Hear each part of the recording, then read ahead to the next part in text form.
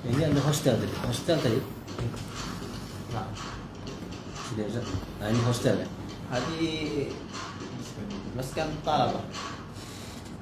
داخل الجامعة. Hostel tadi dia boleh akomodir sehingga 9,000 orang pelajar. يعني يمكن 9,000 طلبة ساكني هذا المسكن.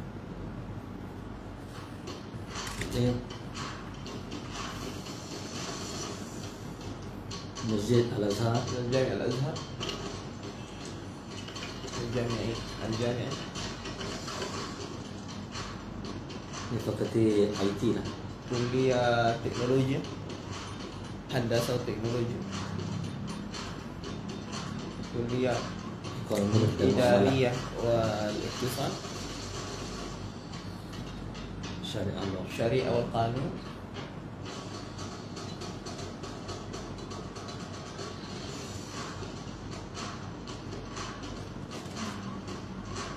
علوم شرعية وما يتعلق بها. كلية تربية. تربية.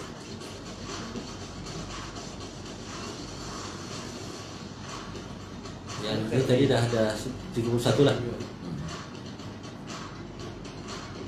هو يلعب رماية. رماية. Kami tasik nih 3 baita. Alhamdulillah. Alhamdulillah. تنوع وتكامل. Sangat berpelbagai dan sangat saling melengkapi satu sama lain. Amin insyaallah. Jadi kita bagi peluang pada apa, Prof? نعطيك الكلمة إن شاء الله نرجو منكم حسن الإرشادات والتوجيهات. نعم. بسم الله الرحمن الرحيم. والصلاة والسلام على سيدنا ونبينا محمد وعلى آله وصحبه وسلم تسليما كثيرا. Bismillahirrahmanirrahim. Segala puji bagi Allah dan salam salawat kepada Rasulullah. أولا أشكركم على هذه الدعوة الكريمة. Pertama saya sampaikan terima kasih atas panggilan dan undangan yang baik ini. هذه الدعوة التي لا شك تدخل في سياق التعاون الذي ينبغي أن يكون بين الخبراء والأكاديميين والإداريين على مستوى الجامعة.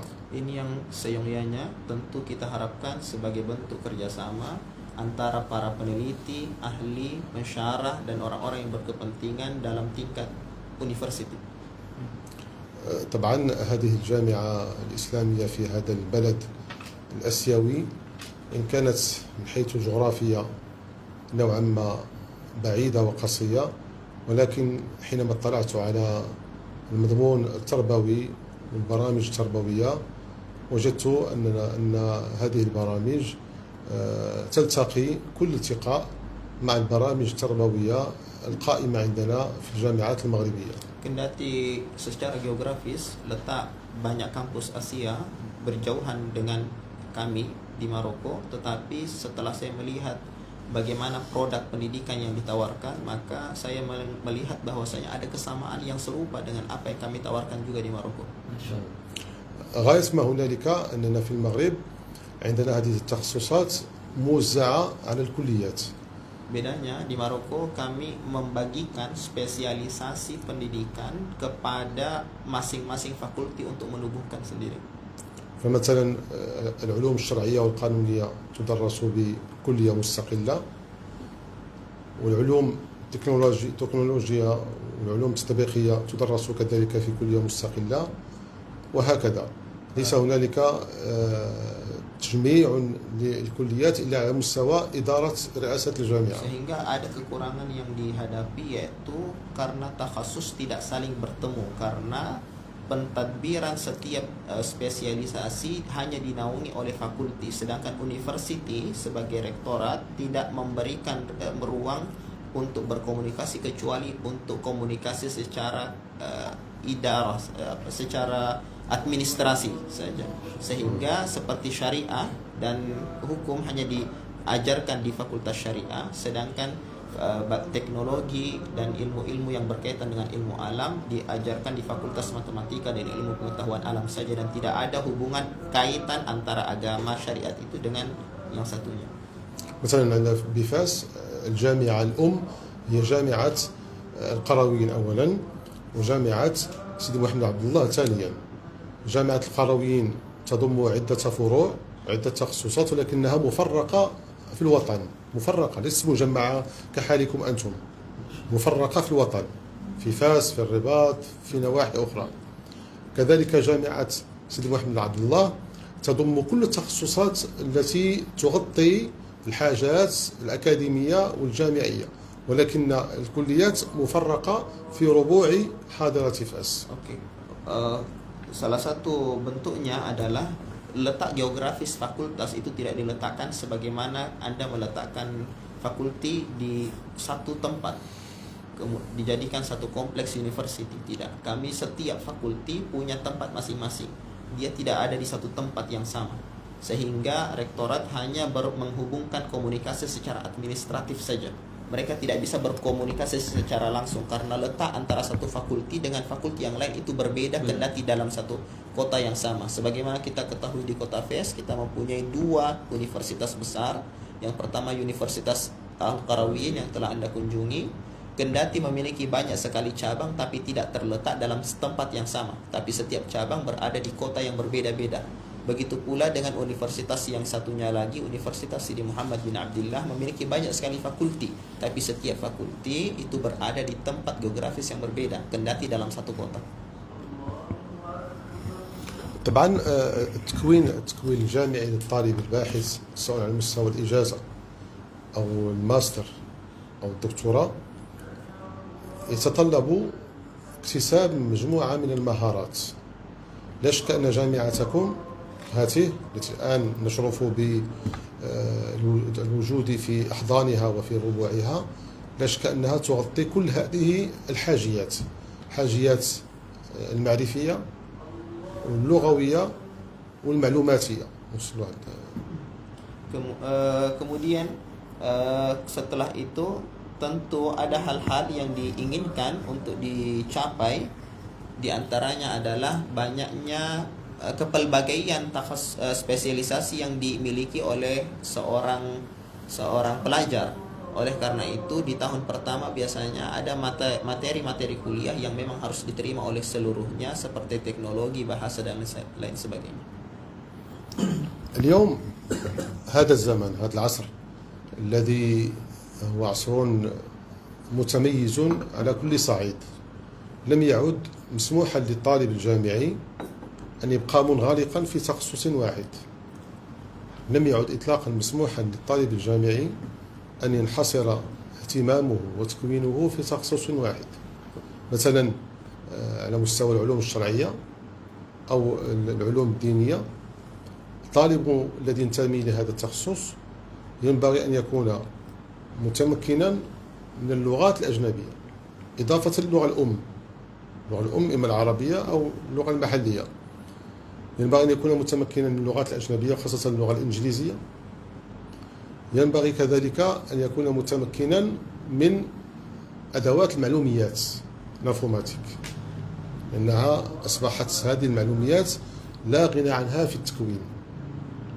فإذا استحضرنا هذه المعطيات ووجهنا الخطاب بشكل حاسم للطلبة، فالطلبة الذين لم ينخرطوا بعد في هذا المسار عليهم أن يعيدوا النظر في وجودهم بالجامعة. Oleh karena itu kita telah menghadapi satu era di mana era ini adalah era yang belum pernah terjadi sebelumnya, yaitu era di mana seseorang tidak boleh hanya memiliki satu spesialisasi. Sebagaimana contohnya seorang yang belajar ilmu agama atau dirasah Islamiyah tidak bisa hanya di zaman ini tidak bisa hanya menguasai apa yang dipelajari di dalam spesialisasi keilmuannya belaka, tetapi harus dibantu contohnya dengan penguasaan bahasa asing. Selain dia harus menguasai bahasa ibu di negaranya, dia juga harus menguasai bahasa Arab, tapi juga harus menguasai bahasa asing seperti bahasa Inggris dan lain sebagainya untuk membantu melancarkan dia mempelajari dan menyebarkan ilmu agama. Kemudian yang tak kalah lupa juga mengenai multimedia atau teknologi yang harus dimiliki oleh seseorang yang belajar ilmu agama. Sehingga di zaman sekarang tidak sama seperti pelajar ilmu agama sebelumnya yang hanya mempelajari ilmu agama belaka, tapi harus dibekali dengan ilmu linguistik dan ilmu teknologi. نتكلم بشكل عملي أكثر. حينما يتخرج الطالب سواء كان على مستوى الإجازة أو على مستوى الدكتوراه أو على مستوى الماستر، قد يفتح له باب الانتماء إلى هيئات تربوية معينة، فيصبح مدرسا إما بمؤسسة ثانوية أو جامعية. لكن حينما يبعث إلى دولة أجنبية، يبعث إلى مسلمين غير مناطقين بالعربية، فيتعين عليه هنا أن يكون متمكنا من لغة هؤلاء المسلمين الذين لا معرفة لهم بالعربية. Sebagai contoh di negeri kami ada beberapa spesialisasi seperti spesialisasi pendidikan. Tatkala dia mengambil tingkat master, pendidikan master atau sarjana, setelah meraih sarjana muda, kadang biasanya dia selain belajar master juga bekerja di lembaga tertentu di dalam negeri. Ini tidak mengapa, tapi dalam keadaan tertentu dia diminta untuk menjadi pengajar di luar negeri yang tidak berbahasa Arab, sehingga pelajar juga dituntut untuk mempelajari bahasa asing selain bahasa Arab. هذه صورة من صور ضرورة انفتاح الطالب على تخصص غير تخصصه الأصلي، لأن نحن نتحدث عن التخصص الأصلي وعن التخصص الفرعي أو التابعي. لأن الطالب اليوم في الجامعة، في أي جامعة كانت، الذي يتعين عليه أن يكون على بينة منه أن الاكتفاء بتخصص واحد لم يعد كافيا. هذه قاعدة. Ini menunjukkan urgennya untuk kita mengambil sistem mayor dan minor di dalam pendidikan, sehingga seseorang pelajar harus mengambil mayor dan minornya. Mayor yakni spesialisasi utama dia, dan juga minor spesialisasi tambahan dia. Dan inilah yang harus kita lakukan di berbagai universitas kita. نعود إلى المثال الذي ضربته قبل حين. نتحدث مثلا عن المتخصص في العلوم الشرعية. هذا المتخصص طبعا المفروغ أنه أتقن اللسان العربي، أتقن علوم الشريعة، أتقن علوم الآلة، النحو والبلاغة والصرف. هذه كلها تدخل في تخصص واحد اللي هو تخصص العلوم الشرعية وما يلحق بها أو ما يتصل بها. لكن يتعين عليه أن يكون ملما بالعلوم القانونية، لأن الآن هناك ازدواجية وثنائية بين الشريعة والقانون. لا يمكن أن تكون شرعيا ولا معرفة لك بالقانون، كما لا يمكن أن تكون قانونيا ولا معرفة لك بالشريعة. Begitu saya berikan contoh bahwasanya seseorang yang biasanya mengambil jurusan syariah sebagai major dia, maka dia harus menguasai ilmu bahasa Arab, ilmu alat, dan ilmu-ilmu yang berkaitan dengan hukum agama. Di samping itu, dia boleh juga mengambil minor pendidikannya hukum positif negara tersebut, supaya dapat mengejawantahkan pendidikan agama itu ke dalam hukum positif. إذن هذا الجمع بين العلوم الشرعية والعلوم القانونية، ثم يتعين على هذا المتكون في هذا المجال أن يكون ملما بلغة أجنبية أخرى، سواء كانت الإنجليزية أو الفرنسية أو الإسبانية، دون أن نتحدث عن لغات أخرى كالروسية والإيطالية وما إلى ذلك. هذه اللغات هي التي تعطي لهؤلاء المتخرجين مفاتيح الوصول إلى العالم. اللغة، اللسان، هو مفتاح التواصل مع العالم الآخر. نفترض أن باحثا وجد في أمريكا اللاتينية أو أمريكا الشمالية أو في أوروبا نزولا. Itu ada jurusan pendidikan seseorang, tapi dia harus merupakan keahlian semuanya, seperti bahasa. Karena bahasa dibutuhkan dalam setiap keadaan, maka seseorang yang contohnya belajar ilmu agama kemudian akan mengajar di tempat yang tidak menggunakan bahasa Arab, maka seyogyanya dia menguasai bahasa setempat. Jikalaupun dia spesialis dalam bidang agama dengan derajat yang tinggi, tapi dia tidak menguasai bahasa setempat, dia hanya akan hidup sendiri di tempat itu. Tidak ada yang dapat manfaatnya dan tidak bisa memberikan manfaat. إذن التحدي الكبير تحدي يعني ستندفي. التحدي الكبير الذي ينبغي أن يقتحمه الطالب الجامعي هو تجميع التخصصات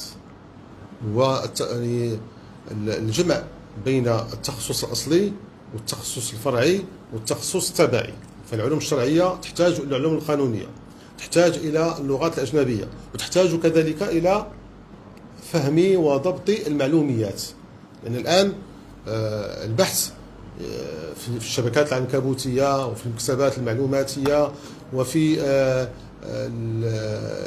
ما هو معلوماتي بشكل عام يمكن أن يمارس والطالب في مكتبه من غير أن ينتقل إلى مكتبة أو ينتقل إلى مدينة أخرى. أنت في سالنجور وتستطيع أن تتصفح المكتبات في الرباط وفي باريس وفي القاهرة وفي الرياض. إذن هذه التقنيات تحتاج إلى مهارات تكتسب، تحتاج إلى معرفة بكيفية استخدام الشبكات العنكبوتية. أنا الذي ألاحظ أن الكثير من الطلبة، أنا أتكلم عن تجربتي في بلد المغرب، الكثير من الطلبة يعانون من هذا الجانب.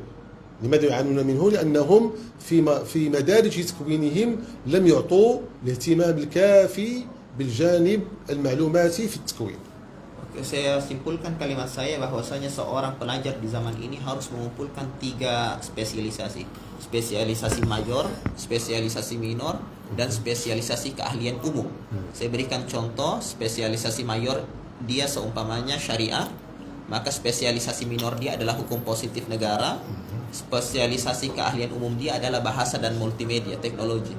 Karena di zaman sekarang kita membutuhkan juga selain bahasa juga teknologi. Karena bisa saja seseorang tidak keluar negeri, dia hanya duduk di Selangor, tapi dia bisa mengakses segala hal berkaitan dengan spesialisasi dan pengembangan dirinya. Contohnya bisa mengunjungi perpustakaan negara di Rabat hanya duduk di Selangor, atau pergi mengunjungi perpustakaan negara di Paris dan lain sebagainya hanya duduk di Selangor. Oleh karena itu penting untuk seseorang pelajar selain mempunyai keahlian khusus, keahlian umum bahasa dan juga keahlian multimedia dan teknologi.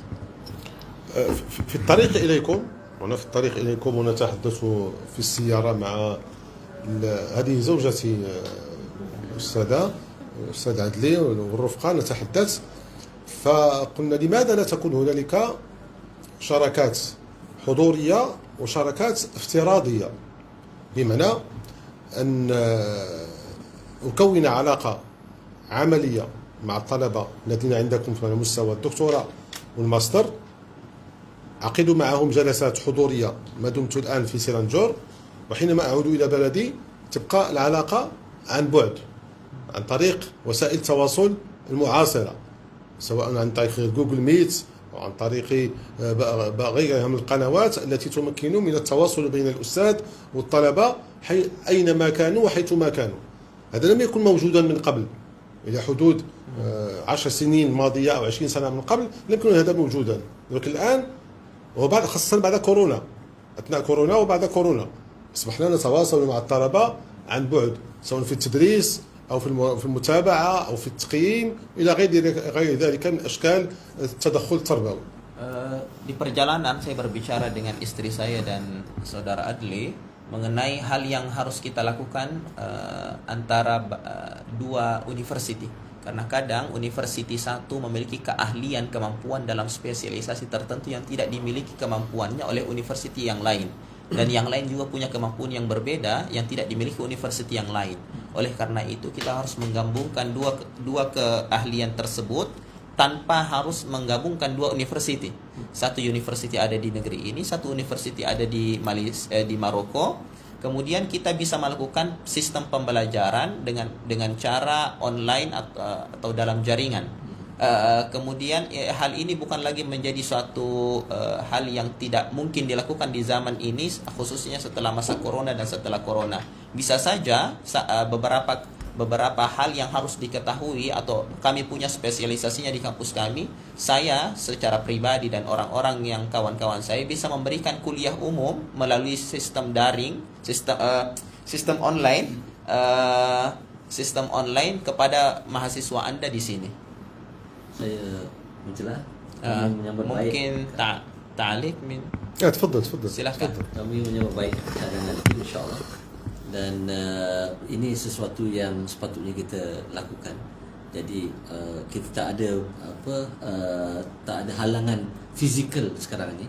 Jadi kita harus manfaatkan keilmuan dari kedua-dua belah universiti. معلق ربما هناك تخصصات يعني ميزة خاصة توجد في المغرب وميزة خاصة في ماليزيا نتعاون مع بدننا باللقاء الافتراضي ربما تعطي المحاضرة إلى طلبتنا ونحن نعطي المحاضرة أيضا إلى طلبتكم عبر الهواء. نعم هي الشراكات العلمية بين الجامعات. Ini adalah salah satu bentuk yang paling penting di zaman sekarang antara dua universitas untuk bekerja sama. لأن الجامعات اليوم ليس مسموحا لها أن تعيش منعزلة. Karena sekarang universitas tidak boleh hanya mengembangkan dirinya tanpa bekerja sama dengan universitas yang lain. يعني في القاعدة عندنا بضدها تعرف الأشياء. أن تعيش منعزلا عن العالم وتشتغل وحدك لن تحقق نتيجة. أما إذا اشتغلت وقارنت عملك بغيرك أين وصل غيرك تستطيع أن تطور إنتاجك التربوي. Karena kolaborasi adalah hal yang niscaya tidak bisa dihindari. Oleh karena itu kampus tidak boleh hanya hidup sendiri mengembangkan dirinya sendiri dan mengembangkan kemampuan pribadinya, tapi harus berkolaborasi dan mengembangkan diri bersama dengan kampus yang lain sehingga kemampuan kampus yang lain bisa diserap oleh kampus yang satunya bisa diserap kemampuannya oleh kampus yang lain. Sebab tu saya alhamdulillah berkesempatan pergi ke Qarawiyyin. Alhamdulillah kuntu adhab ila Jami'atil Qarawiyyin. Kami kagum dengan sejarah dan juga kegemilangan tradisi di Qarawiyyin. Tabahattu ala at-tarikhi wat-turathi alladhi yujadu fi rihabi Jami'il Qarawiyyin. Dan saya secara personally saya berpandangan wajar untuk anak-anak muda, sebab tu saya ajak mahasiswa, pimpinan mahasiswa ni untuk turut serta.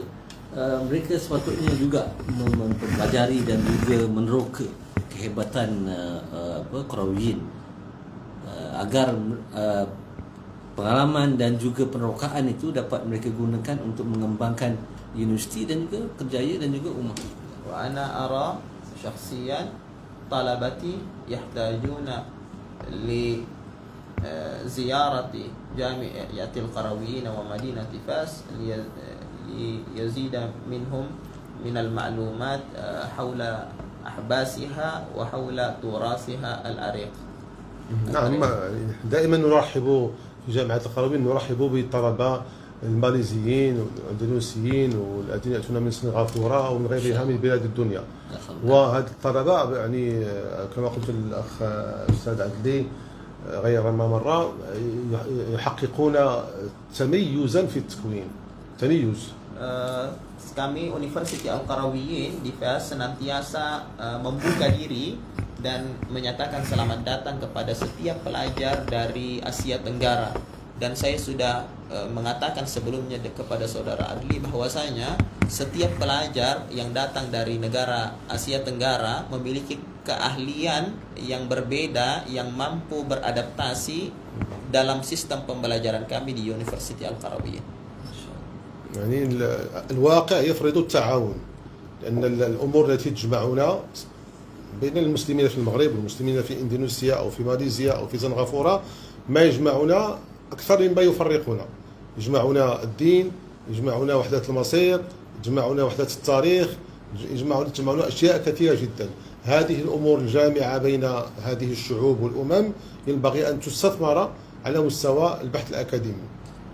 Ini menunjukkan pentingnya kerjasama di antara kedua belah pihak, antara universiti yang berada di Maroko dan universiti yang ada di Qarawiyyin, karena kita telah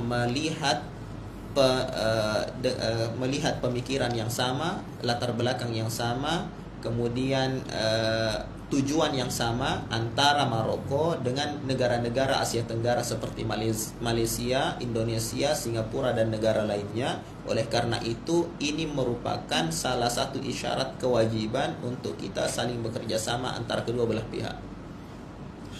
وهذه إذن هذه مجموعة من الأفكار التي أشرف بتقديمها بين أيديكم وأيدي الحاضرين معنا في هذا المجلس.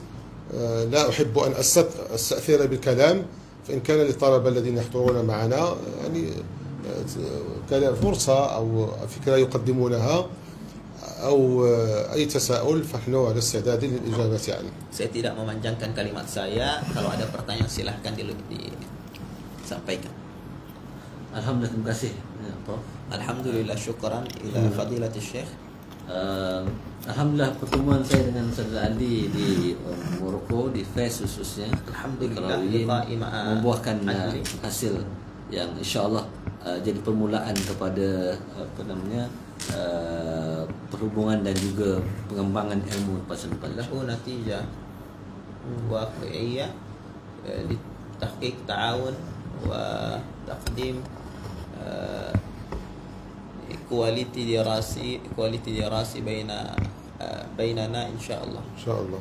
So, alhamdulillah, antara keberkatan yang kita dapat bersama Syekh pada hari ini satu kesempatan yang baik, dan insyaAllah selepas ni dengan kita bawa pimpinan mahasiswa, saya yakin insyaAllah saya berminat dengan untuk Saudara Andi juga memberikan panduan dan juga perkongsian kepada pelajar-pelajar, dan juga Syekh nanti insyaAllah juga kita akan cuba createkan من نتائج لقائي مع عبد ربي ولقاؤنا اليوم، وإن شاء الله تعالى نتبادل في التواصل.